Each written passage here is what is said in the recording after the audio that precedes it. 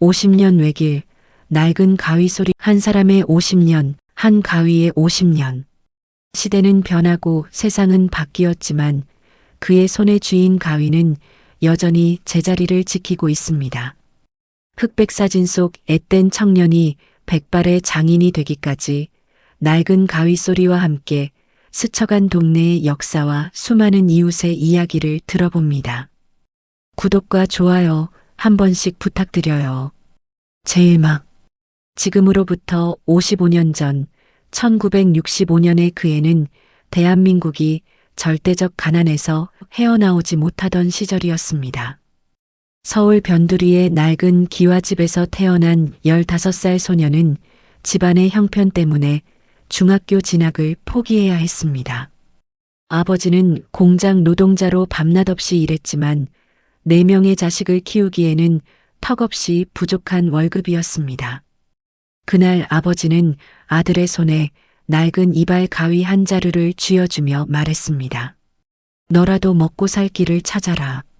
이 가위가 내 밥줄이 될 거다.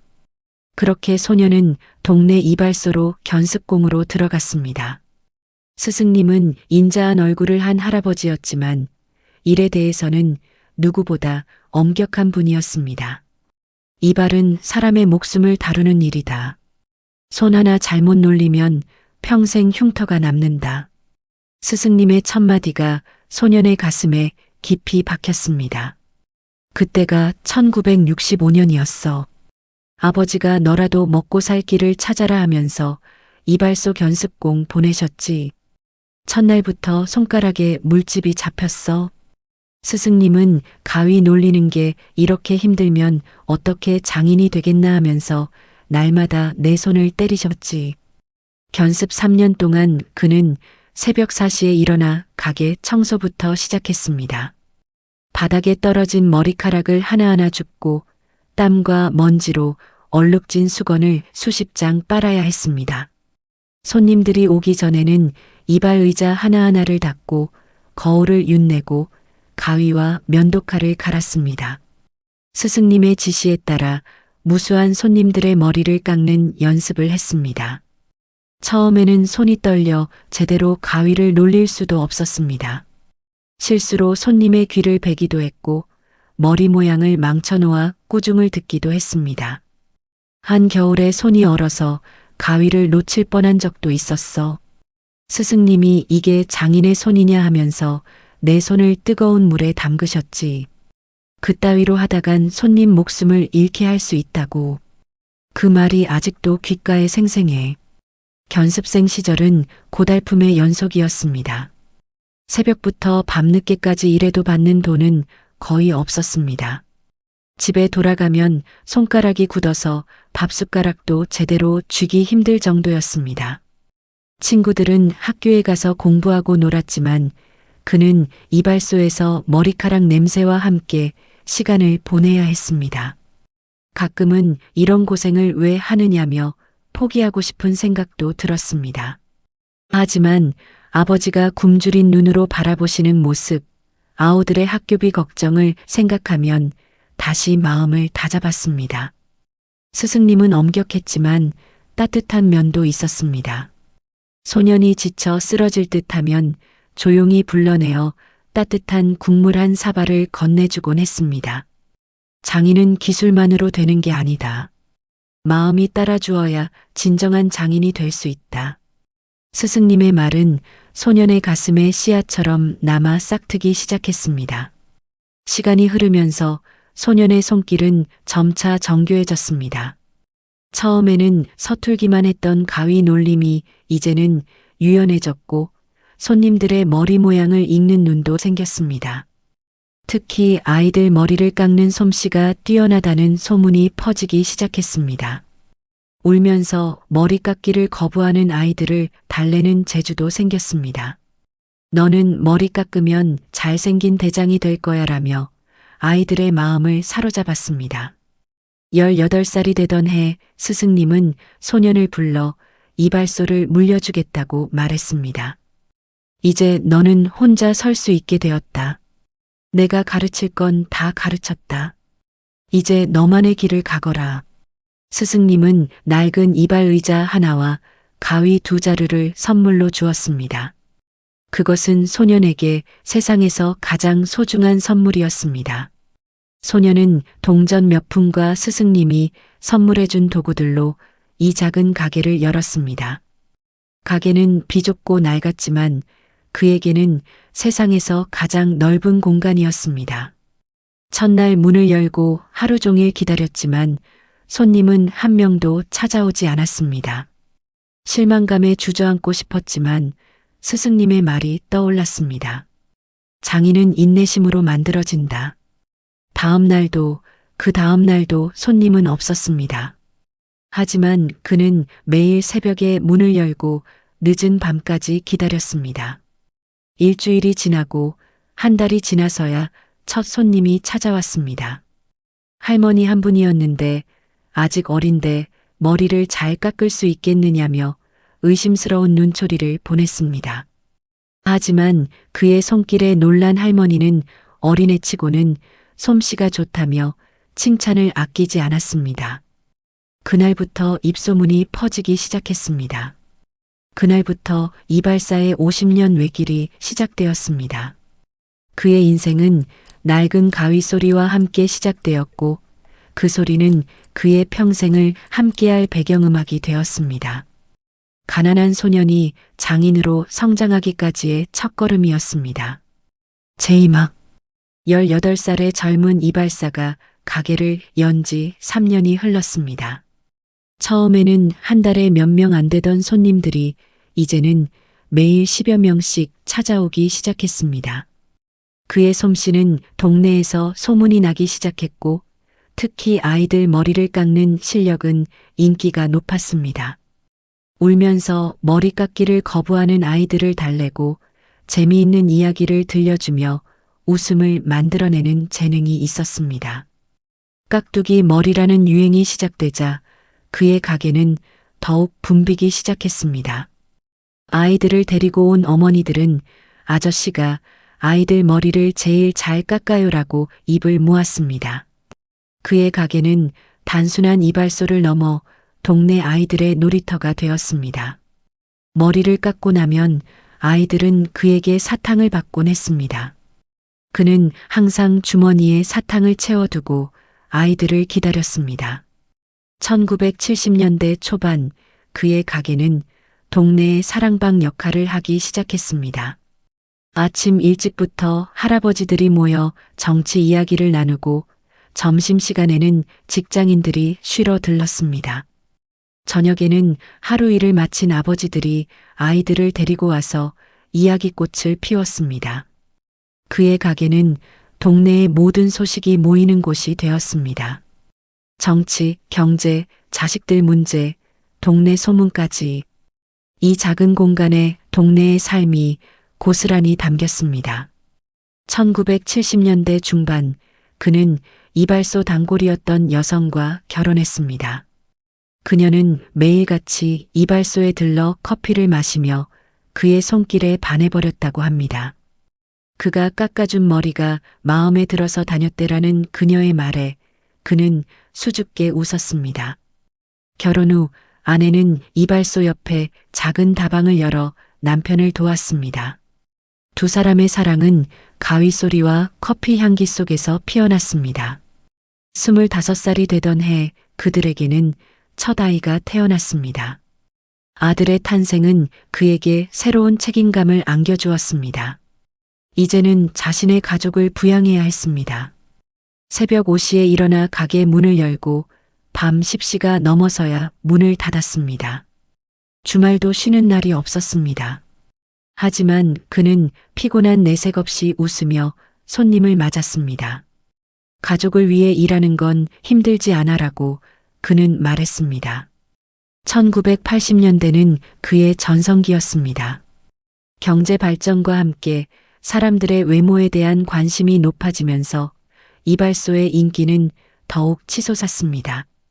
그의 손길은 더욱 정교해졌고 손님들의 취향을 정확히 읽어내는 능력이 생겼습니다. 단순히 머리를 깎는 것을 넘어 손님의 얼굴형과 성격에 맞는 헤어스타일을 추천해 주었습니다. 그의 가게에는 이제 유명 인사들도 찾아오기 시작했습니다. 방송국 PD, 연예인, 정치인들이 그의 솜씨를 찾아왔습니다.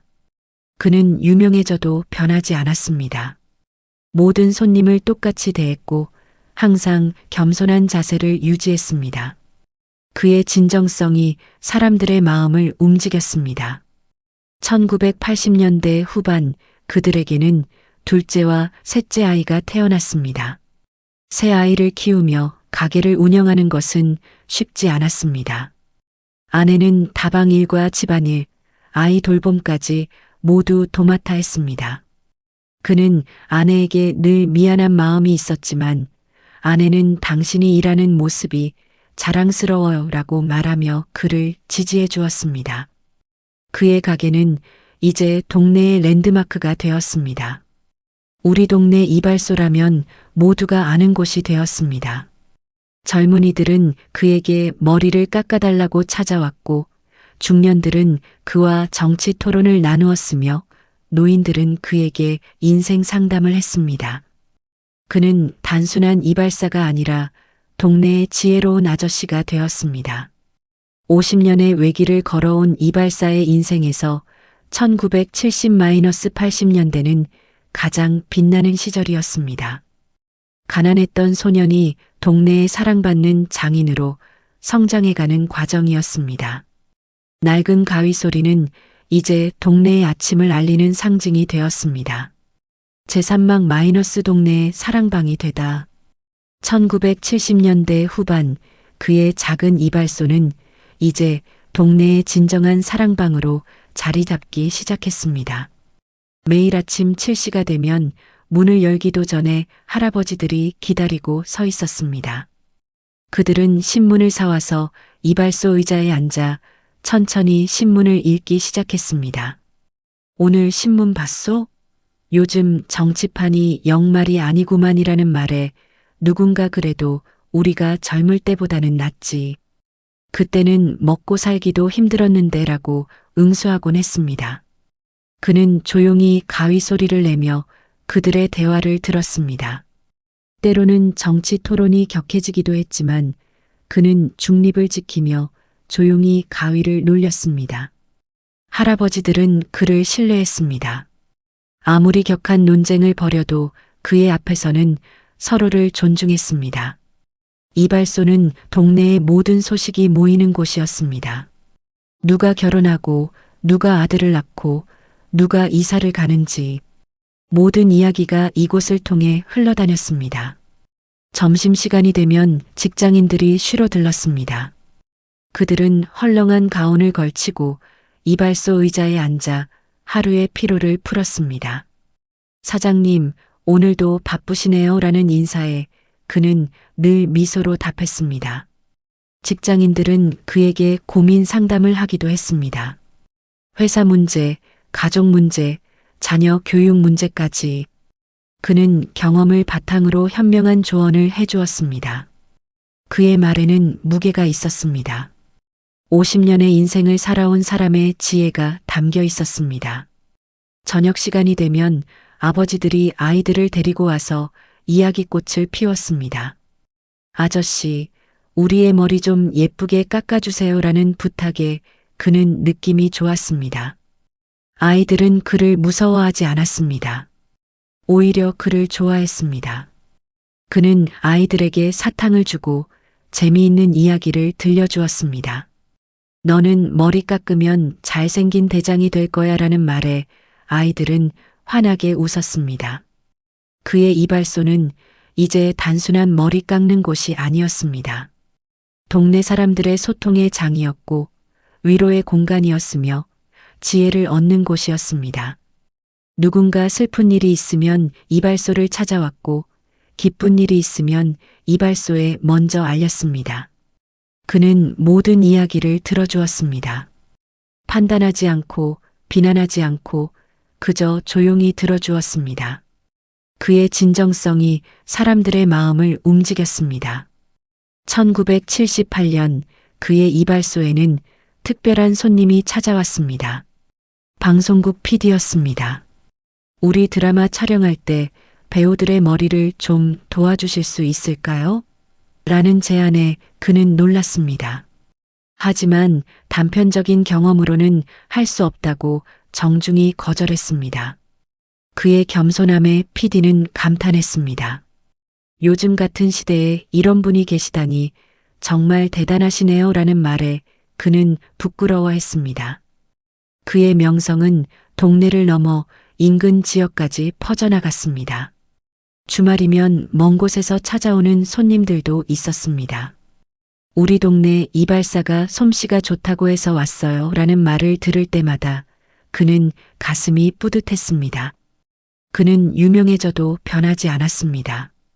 모든 손님을 똑같이 대했고 항상 정성을 다했습니다. 그에게는 돈보다 사람의 마음이 더 중요했습니다. 그의 이발소 벽에는 점점 사진이 늘어났습니다. 결혼하는 젊은이들, 군대 가는 청년들, 졸업하는 학생들. 그는 그들의 중요한 순간을 함께했습니다.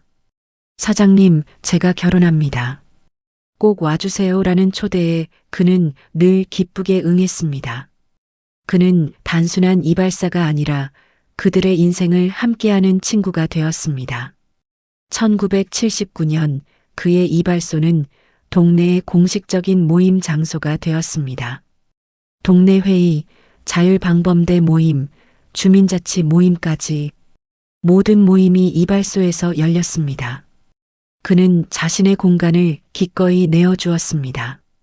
동네를 위하는 일이라면 어떤 일이든 기꺼이 도왔습니다.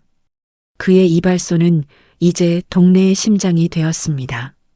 낡은 가위 소리는 동네의 삶의 리듬이 되었습니다.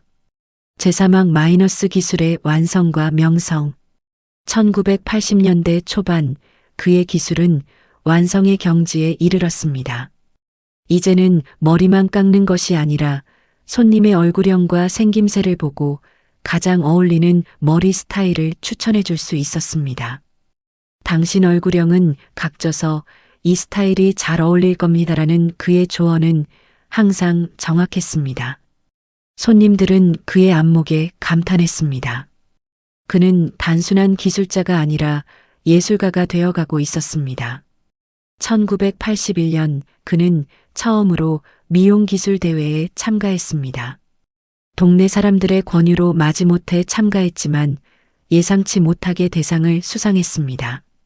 심사위원들은 그의 전통적인 기술에 감탄했습니다. 요즘 현대식 기술만이 능사가 아닙니다. 전통적인 기술에 담긴 정성이 가장 중요합니다라는 심사평에 그는 눈시울을 붉혔습니다. 그의 명성은 이제 전국적으로 퍼져나가기 시작했습니다.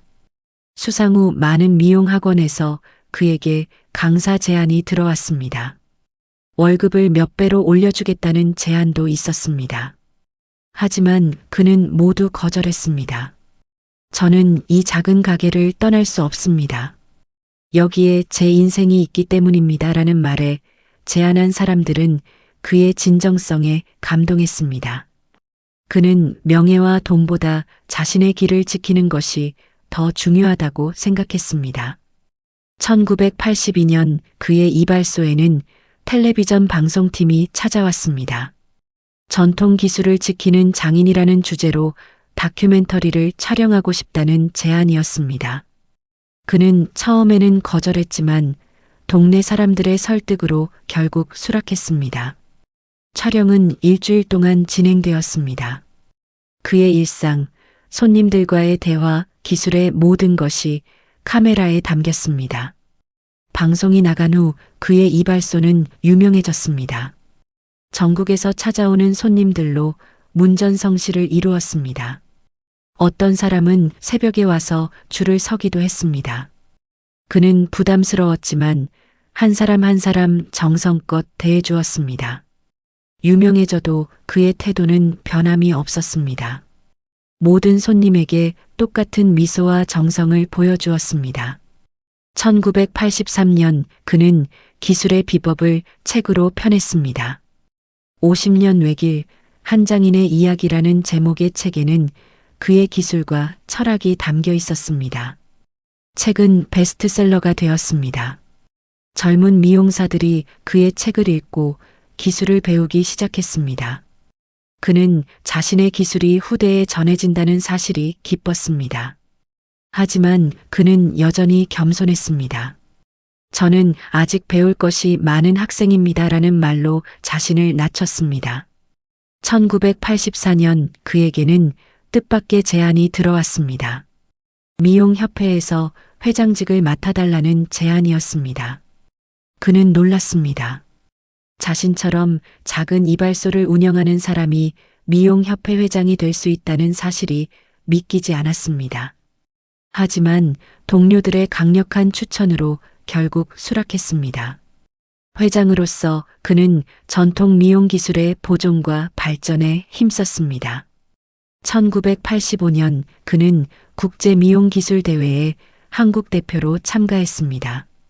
세계 각국에서 온 유명 미용사들 사이에서 그의 전통 기술은 큰 주목을 받았습니다.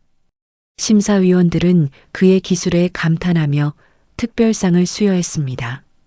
현대 기술이 발달한 시대에 전통 기술을 이렇게 완벽하게 지켜낸 사람은 처음 봅니다라는 평가를 받았습니다. 그는 한국의 전통 미용 기술을 세계에 알린 장인이 되었습니다. 명성이 높아질수록 그는 더욱 겸손해졌습니다. 유명해질수록 더욱 정성을 다했습니다. 그에게 명성은 목적이 아니라 결과였습니다. 진심으로 사람을 대하고 기술에 정성을 다하니 자연스럽게 따라온 결과였습니다. 그는 늘 말했습니다. 진정한 장인은 명성을 추구하지 않습니다. 그저 자신의 일에 최선을 다할 뿐입니다. 그의 말에는 장인의 철학이 담겨 있었습니다. 제오막 마이너스 가정의 안정과 전성기. 1980년대 후반 그의 인생에서 가장 빛나는 시절이었습니다.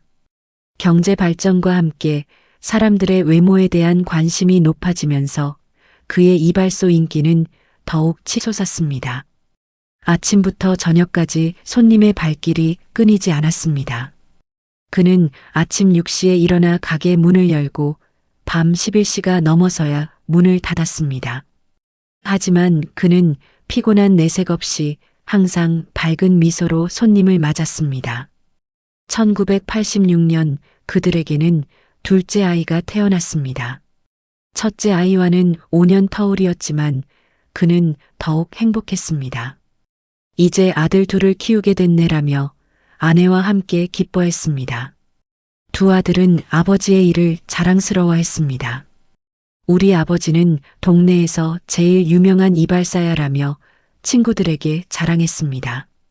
그는 아들들이 자랑스러웠지만 너무 일에만 매달려 아이들과 시간을 보내지 못하는 것이 아쉬웠습니다.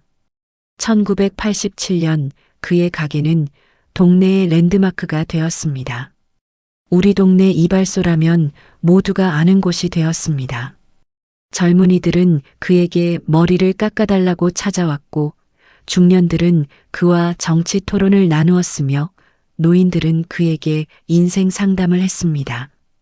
그는 단순한 이발사가 아니라 동네의 지혜로운 아저씨가 되었습니다.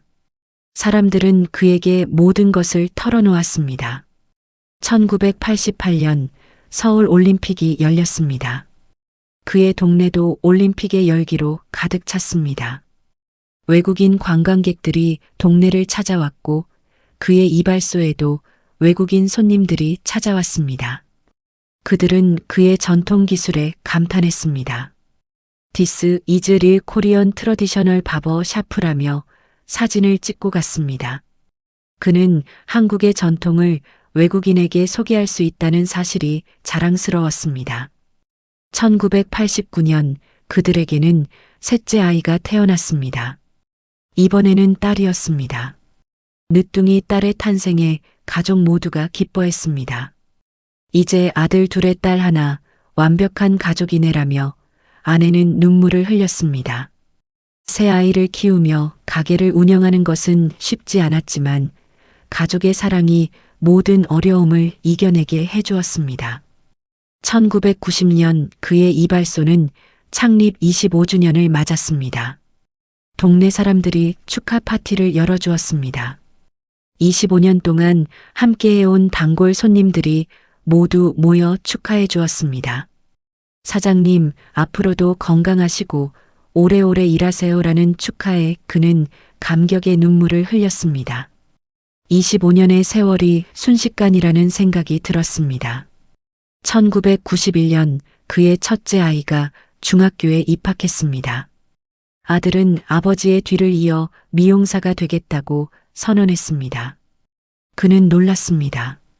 아버지처럼 유명한 미용사가 될 거야라는 아들의 말에 그는 가슴이 벅찼습니다. 하지만 동시에 걱정도 되었습니다. 이 험한 길을 아들이 걸어가는 것이 마음이 아팠습니다. 내 인생은 내가 선택해야 한다. 무리하지 말아라고 조언해 주었습니다. 1992년 그의 기술은 더욱 정교해졌습니다. 이제는 머리를 깎는 것을 넘어 손님의 전체적인 이미지를 디자인해 줄 수 있었습니다. 얼굴형, 피부톤, 체형까지 고려하여 가장 어울리는 헤어스타일을 추천해 주었습니다. 손님들은 그의 안목에 감탄했습니다. 사장님은 그냥 이발사가 아니라 이미지 컨설턴트시네요 라는 칭찬을 들을 때마다 그는 뿌듯함을 느꼈습니다. 1993년 그의 이발소는 전성기를 맞이했습니다. 하루에 10명 이상의 손님을 받았고 예약은 한 달 앞으로 잡혔습니다. 그는 바빴지만 행복했습니다. 사람들이 자신을 찾아주고 자신의 기술을 인정해주는 것이 기뻤습니다. 그는 늘 말했습니다. 손님이 찾아주는 것이 가장 큰 행복입니다. 그의 말에는 진심이 담겨 있었습니다. 50년의 외길을 걸어온 이발사의 인생에서 1970-90년대는 가장 빛나는 시절이었습니다. 가난했던 소년이 동네에 사랑받는 장인으로 성장해가는 과정이었습니다. 낡은 가위 소리는 이제 동네의 아침을 알리는 상징이 되었습니다. 그의 인생은 완벽한 행복으로 가득 차 있었습니다. 하지만 그는 몰랐습니다. 곧 닥쳐올 거대한 시련을, 제육막 -IMF 외환위기와 경제적 어려움, 1997년 대한민국에 거대한 폭풍이 불어닥쳤습니다. IMF 외환위기가 닥쳐온 것입니다. 그해 11월 뉴스를 보던 그는 충격에 빠졌습니다. IMF 구제금융을 신청한다라는 앵커의 목소리가 귓가에 맴돌았습니다. 다음 날부터 동네 분위기가 술렁였습니다. 사람들의 얼굴에 근심이 가득했습니다. 더 이상 머리를 자를 돈이 없다는 사람들이 늘어나기 시작했습니다. 그는 손님이 적어지자 가격을 내렸습니다. 평소 5,000원이던 이발 비용을 3,000원으로 낮췄습니다. 힘들 때 서로 도우면서 살아야지라며 어려운 이웃들에게는 공짜로 머리를 깎아주기도 했습니다. 하지만 경제 상황은 나아지지 않았습니다. 하루에 손님이 서너 명밖에 안 오는 날이 이어졌습니다. 그는 처음으로 무력감을 느꼈습니다. 1998년 초 그의 가게는 거의 텅 비어 있었습니다. 아침에 문을 열고 하루 종일 기다려도 손님은 몇 명 안 되었습니다. 전국적인 경제 위기 속에서 사람들은 생계를 걱정해야 했습니다. 머리를 깎는 것은 사치가 되어버렸습니다. 그는 밤마다 잠을 이루지 못했습니다. 가게를 유지하기 위한 월세와 전기세, 가족의 생계비가 걱정되었습니다. 그의 아내는 다방 일도 줄어들었다고 했습니다. 다방 역시 경제 위기의 영향을 피해갈 수 없었습니다. 두 사람은 밤마다 대화를 나누었습니다. 여보, 이제 어떡하죠? 아내의 물음에 그는 대답하지 못했습니다. 30년 동안 해온 일이었지만 이렇게까지 힘들 줄은 몰랐습니다. 그는 처음으로 인생의 길에서 길을 잃은 기분이었습니다. 1998년 봄 그는 큰 결심을 했습니다. 가게를 작게 줄이기로 했습니다. 두 칸이던 가게를 한 칸으로 줄이고 월세를 내리기로 했습니다. 낡은 이발 의자 하나와 거울 하나만 남기고 모든 가구를 정리했습니다. 그는 30년 동안 모아놓았던 기억의 물건들을 하나하나 정리하며 눈물을 흘렸습니다. 각 물건에는 손님들의 추억이 담겨 있었습니다. 가게를 줄인 후에도 상황은 나아지지 않았습니다. 여전히 손님은 없었습니다. 그는 이제 아침에 문을 여는 시간을 늦추고 저녁에는 일찍 문을 닫았습니다. 전기세를 아끼기 위해 조명을 최소한으로 사용했습니다. 가내수공업으로 생계를 꾸려가듯 그는 겨우겨우 가게를 유지해 나갔습니다. 1998년 여름 그의 가게에 찾아온 단골 손님이 있었습니다. 20년 동안 매주 찾아오시던 김 노인이었습니다. 사장님 힘드시죠? 제가 도와드릴 게 있을까요? 라는 말에 그는 감동했습니다. 김 노인은 주변 사람들에게 이발소를 찾아달라고 홍보해 주었습니다. 그의 노력 덕분에 조금씩 손님이 늘어나기 시작했습니다. 1998년 가을, 그는 새로운 아이디어를 냈습니다. 노인들을 위한 무료 이발 서비스를 시작하기로 했습니다. 매월 첫째 월요일에는 65세 이상 노인들에게 무료로 이발 서비스를 제공했습니다. 이 소식이 퍼지자 노인들이 찾아오기 시작했습니다. 그는 노인들에게 봉사하는 것이 기분이 좋았습니다. 돈을 벌기보다 사람을 돕는 것이 더 큰 기쁨이라는 것을 깨달았습니다. 1998년 겨울 그의 가게는 조금씩 활기를 되찾기 시작했습니다. 경제 위기가 조금씩 완화되면서 사람들의 발길이 다시 늘어나기 시작했습니다. 여전히 예전만큼은 아니었지만 그는 희망을 가지기 시작했습니다. 이 또한 지나가리라라는 생각으로 하루하루를 버텨냈습니다. 그의 인내심이 시련을 이겨내고 있었습니다. 1999년 초 그의 가게는 거의 예전 모습을 되찾았습니다. 손님들이 다시 찾아오기 시작했고 가게에는 다시 웃음소리가 가득 찼습니다. IMF 외환위기라는 거대한 시련을 이겨낸 그는 더욱 단단해졌습니다. 경제적 어려움 속에서도 자신의 길을 지켜낸 그는 진정한 장인이었습니다. 낡은 가위 소리는 다시 동네의 아침을 열기 시작했습니다. 제7막 마이너스 대형 미용실의 등장과 전통의 위기. 2000년대 초반 IMF 외환위기의 상처가 아직 채 아물기 전에 또 다른 위기가 찾아왔습니다. 화려한 조명과 현대식 인테리어를 갖춘 대형 미용실들이 동네에 들어오기 시작했습니다. 유명 브랜드의 간판, 젊고 세련된 미용사들, 다양한 헤어 제품들, 전통 이발소는 설 자리를 잃어갔습니다. 2001년 동네 입구에 대형 미용실 체인점이 문을 열었습니다. 현대식 인테리어와 최신 장비를 갖춘 그 미용실은 젊은이들의 눈길을 사로잡았습니다. 그의 단골이었던 젊은이들도 아저씨, 저희 엄마 머리 좀 깎아주세요라며 어머니들만 데려왔습니다. 그는 아직도 70년대 스타일밖에 모른다는 사실이 슬펐습니다.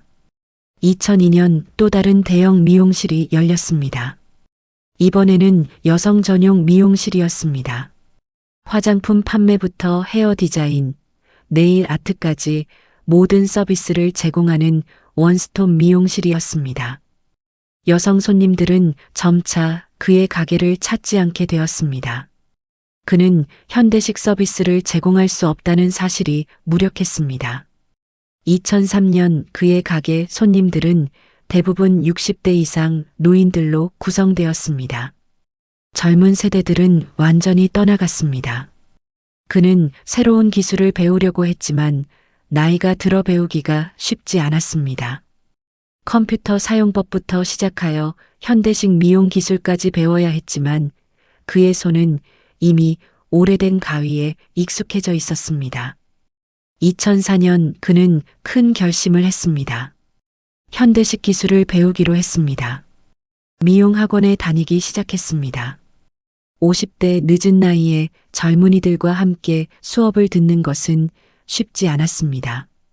젊은 학생들은 그를 할아버지라고 불렀습니다. 하지만 그는 포기하지 않았습니다. 자신의 가게를 지키기 위해서라면 무엇이든지 해야 한다고 생각했습니다.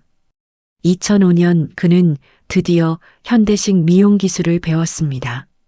새로운 커트 기술, 헤어 디자인, 염색 기술까지 그는 노력 끝에 모든 것을 마스터했습니다. 가게를 현대식으로 리모델링하고 새로운 장비를 들여왔습니다. 하지만 결과는 실망스러웠습니다. 변한 그의 모습에 오히려 단골 노인들이 실망했습니다. 2006년 그는 원점으로 돌아왔습니다. 현대식 미용실이 되려다가 아무도 찾지 않는 가게가 될 뻔했다는 것을 깨달았습니다. 그는 다시 낡은 이발 의자와 오래된 가위를 꺼내왔습니다. 전통적인 방식으로 돌아가자 오히려 단골 손님들이 다시 찾아오기 시작했습니다. 그는 중요한 교훈을 얻었습니다. 자신의 정체성을 지키는 것이 더 중요하다는 것을. 2007년 그는 자신만의 길을 가기로 했습니다. 전통과 현대를 조화시키는 새로운 방식을 개발하기 시작했습니다. 전통적인 기술에 현대적인 감각을 더한 독특한 스타일을 만들어냈습니다. 옛날 맛의 현대적인 감각이라는 슬로건 아래 그는 새로운 길을 모색했습니다. 젊은이들과 노인들 모두를 만족시킬 수 있는 방법을 찾고 있었습니다. 2008년 그의 노력이 결실을 맺기 시작했습니다. 젊은이들도 그의 독특한 스타일에 관심을 보이기 시작했습니다. 할아버지의 손길이 담긴 현대적인 스타일이라는 평가를 받기 시작했습니다. 그는 다시 희망을 가지게 되었습니다. 시대가 변해도 진정한 가치는 변하지 않는다는 것을 깨달았습니다. 2009년 그의 가게는 새로운 전성기를 맞이했습니다. 이제는 노인들과 젊은이들이 모두 찾아오는 가게가 되었습니다. 전통과 현대의 조화가 이루어낸 기적이었습니다. 대형 미용실의 등장으로 시작된 위기는 오히려 그를 더욱 강하게 만들었습니다. 낡은 가위 소리는 이제 전통과 현대를 잇는 다리가 되었습니다. 2010년 그는 자신의 경험을 책으로 펴냈습니다. 전통의 길, 현대의 길이라는 제목의 책에는 대형 미용실과의 경쟁 속에서 자신의 정체성을 지켜낸 이야기가 담겨 있었습니다. 많은 젊은 미용사들이 그의 책을 읽고 영감을 얻었습니다. 그는 시대의 변화 속에서도 자신의 길을 지키는 것이 진정한 장인의 길이라는 것을 증명해 보였습니다. 제8막 단골 손님들의 죽음과 정신적 충격. 2010년대 초반 그의 가게는 새로운 활기를 되찾았지만 예상치 못한 또 다른 위기가 찾아왔습니다. 바로 단골 손님들의 죽음이었습니다.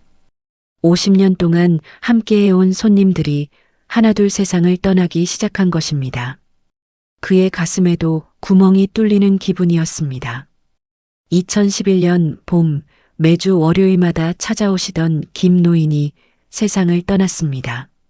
30년 동안 정치 토론을 함께하던 친구였습니다. 그가 돌아가신 날 그는 하루 종일 가게 문을 닫고 있었습니다. 30년 동안 매주 월요일마다 찾아오시던 분이었는데 그때 처음으로 인생의 유한함을 실감했습니다. 그는 김노인의 빈 의자를 보며 눈물을 흘렸습니다. 2011년 여름 또 다른 단골 손님이 세상을 떠났습니다. 매일같이 찾아오시던 정치 토론 아저씨였습니다. 그와 함께 정치, 경제, 사회 모든 이야기를 나누던 친구였습니다. 그가 돌아가시자 이발소의 정치 토론 시간은 사라졌습니다. 그는 이제 혼자 정치 뉴스를 보며 이걸 아저씨랑 같이 보면 얼마나 좋을까라는 생각을 했습니다. 2012년 아이들 머리를 깎아달라고 오던 어머니 한 분이 암 투병 끝에 세상을 떠났습니다. 그녀는 새 아들을 데리고 매달 찾아오시던 분이었습니다. 그녀가 돌아가시자 아이들은 다른 미용실을 찾기 시작했습니다. 그는 아이들이 오지 않는 빈 의자를 보며 마음이 아팠습니다.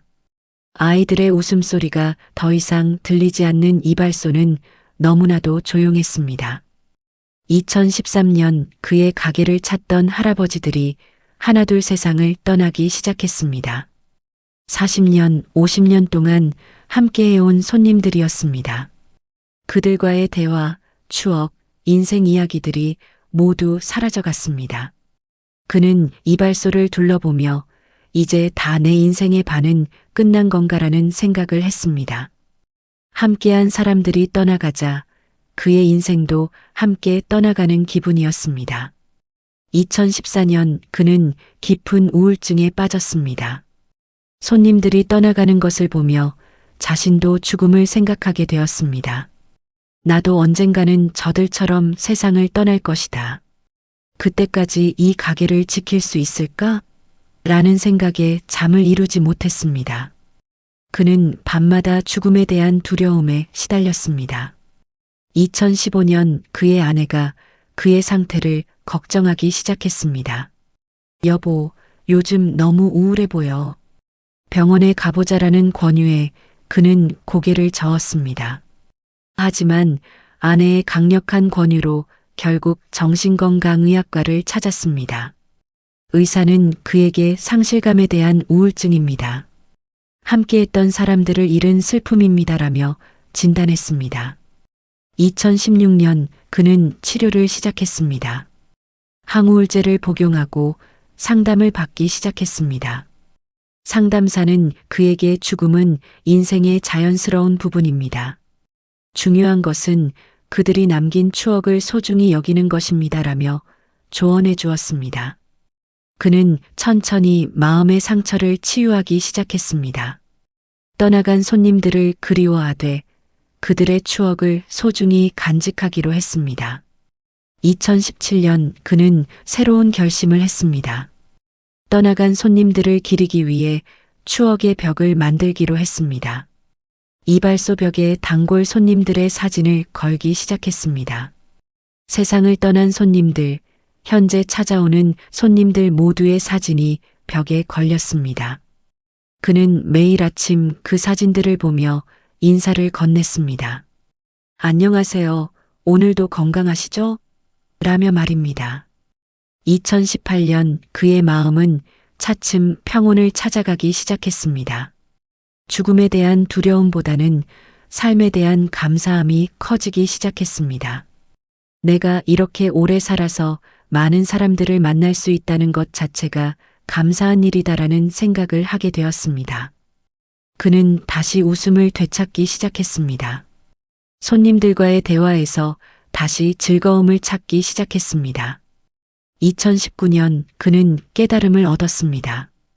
인생은 만남과 헤어짐의 연속이라는 것을, 중요한 것은 헤어짐을 슬퍼하는 것이 아니라 만남의 순간들을 소중히 여기는 것이라는 것을 깨달았습니다. 그는 다시 활기를 되찾았습니다. 낡은 가위 소리는 다시 동네의 아침을 열기 시작했습니다. 이제 그의 가위 소리에는 삶의 지혜가 담겨 있었습니다. 재구막 마이너스 내적 갈등과 가게를 접을까 고민하다. 2020년 코로나19 팬데믹이 전 세계를 휩쓸었습니다. 그의 작은 이발소도 예외는 아니었습니다. 사회적 거리두기로 인해 손님들이 급격히 줄어들기 시작했습니다. 70대의 노인이었던 그는 감염에 대한 두려움도 컸습니다. 매일 아침 문을 열 때마다 오늘은 누가 찾아올까? 감염되지는 않을까? 라는 걱정이 앞섰습니다. 2020년 봄 그는 가게를 잠시 쉬기로 결심했습니다. 건강이 가장 중요하다고 생각했습니다. 하지만 2개월 동안 가게를 닫고 있는 동안 큰 고민에 빠졌습니다. 이제 정말 그만둘 때가 된 걸까? 라는 생각이 머릿속을 맴돌았습니다. 55년 동안 해온 일이었지만 이제는 나이도 들고 세상도 너무 많이 변했습니다. 2020년 여름 그는 아내와 깊은 대화를 나누었습니다. 여보, 이제 그만두지. 자식들도 다 컸고 우리도 이제 편하게 쉬어야지라는 아내의 말에 그는 고개를 저었습니다. 이 가게 접으면 내가 뭘 하고 살아? 이게 내 인생인데. 그의 목소리에는 절박함이 담겨 있었습니다. 55년 동안 함께한 이 가게를 포기할 수 없었습니다. 2020년 가을, 그는 밤마다 잠을 이루지 못했습니다. 가게를 접어야 한다는 생각과 계속해야 한다는 생각이 머릿속에서 싸웠습니다. 접으면 편안하게 살 수 있겠지만 55년 동안 쌓아온 모든 것을 포기해야 했습니다. 계속하면 힘들겠지만 자신의 정체성을 지킬 수 있었습니다. 그는 처음으로 인생의 길에서 이렇게 큰 갈등을 겪어보았습니다. 2020년 겨울, 그는 큰 결심을 했습니다. 가게를 계속하기로 했습니다. 하지만 조건이 있었습니다. 안전을 최우선으로 하고 건강이 허락하는 한 계속하기로 했습니다. 손님들에게도 방역 수칙을 지켜달라고 요청했습니다. 모두가 힘을 합쳐 이 위기를 극복해야 한다고 생각했습니다. 2021년 그의 가게는 다시 문을 열었습니다. 하지만 예전만큼 활기차지는 않았습니다. 여전히 코로나의 그림자는 짙게 드리워져 있었습니다. 젊은 손님들은 거의 찾지 않았고 노인 손님들도 두려움 때문에 쉽게 찾아오지 못했습니다. 그는 하루에 몇 명 안 되는 손님을 맞으며 힘을 내려고 노력했습니다. 2021년 여름 그의 건강이 악화되기 시작했습니다. 오랜 시간 서서 일하는 것이 힘들어졌습니다. 다리에 통증이 오고 허리가 아프기 시작했습니다. 의사는 이제는 무리하지 말고 쉬셔야 합니다라고 조언했습니다. 그는 자신의 몸이 더 이상 젊지 않다는 것을 실감했습니다. 2021년 가을, 그는 다시 큰 고민에 빠졌습니다. 건강 때문에 가게를 접어야 할 때가 된 것이 아닐까 하는 생각이 들었습니다. 하지만 55년 동안 해온 일을 포기하는 것이 너무나도 아팠습니다. 그는 밤마다 울었습니다. 자신의 인생을 포기해야 한다는 생각에 마음이 찢어지는 듯 했습니다. 2022년 그는 마지막 결심을 하기로 했습니다. 1년 더 해보기로 했습니다. 1년 동안 건강을 지켜가며 일해보고 그 후에 결정하기로 했습니다. 그는 마지막 힘을 내어 가게를 열었습니다. 손님들에게도 앞으로 1년만 더 할 생각입니다라고 솔직하게 말했습니다. 손님들은 모두 안타까워했습니다.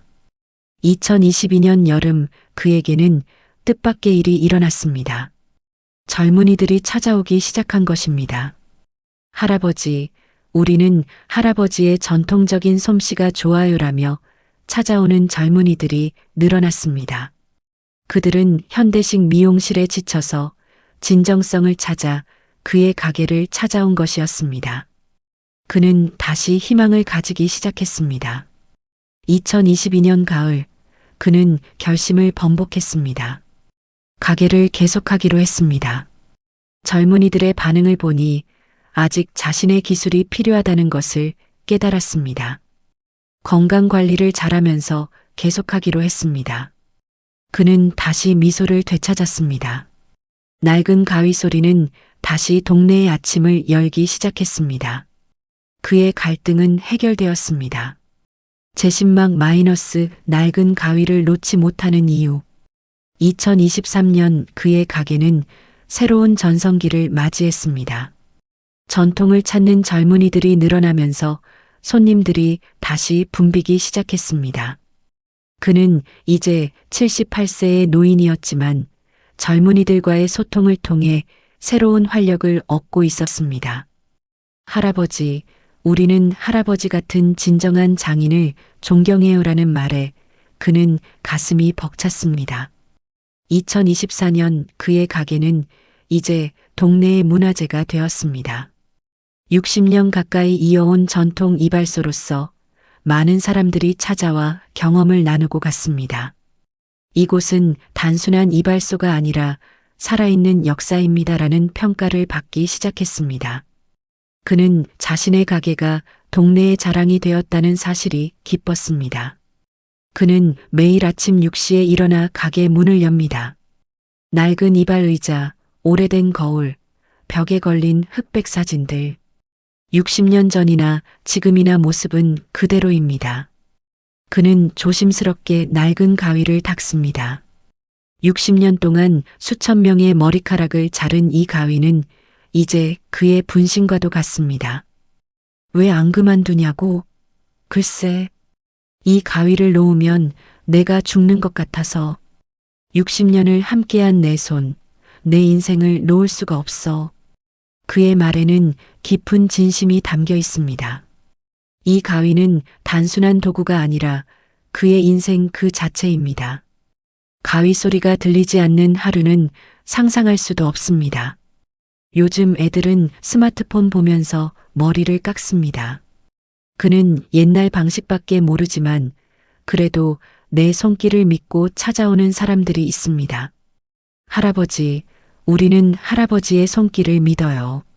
요즘 미용실은 기계적으로 깎지만 할아버지는 정성을 담아 깎아주세요라는 말에 그는 눈시울이 붉어집니다. 그게 그가 이 일을 계속하는 이유입니다. 돈도 명성도 아닙니다. 사람들의 신뢰와 사랑입니다. 60년 동안 쌓아온 신뢰가 그를 움직입니다.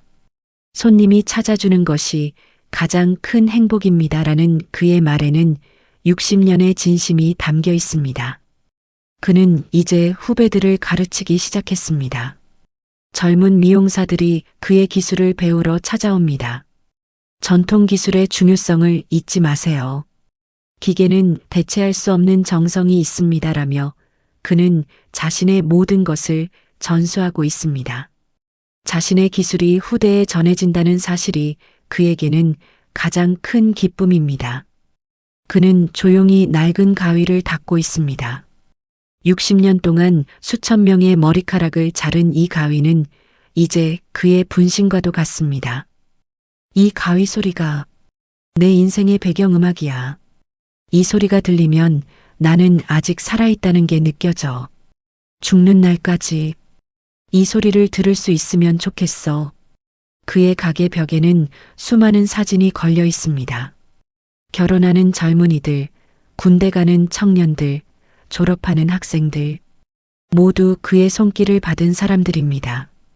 그는 매일 아침 그 사진들을 보며 미소 지읍니다. 모두 잘 지내고 있겠지.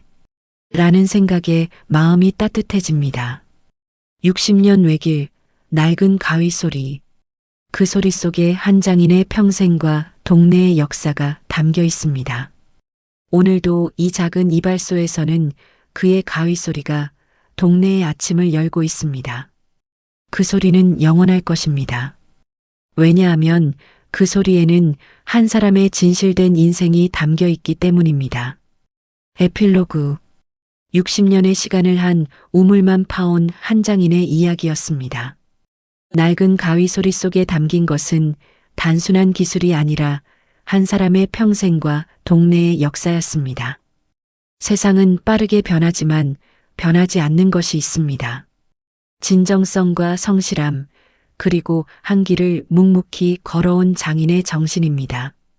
오늘도 이 작은 이발소에서는 낡은 가위 소리가 동네의 아침을 열고 있습니다. 그 소리는 영원할 것입니다. 왜냐하면 그 소리에는 인간의 가장 순수한 마음이 담겨 있기 때문입니다. 감사합니다.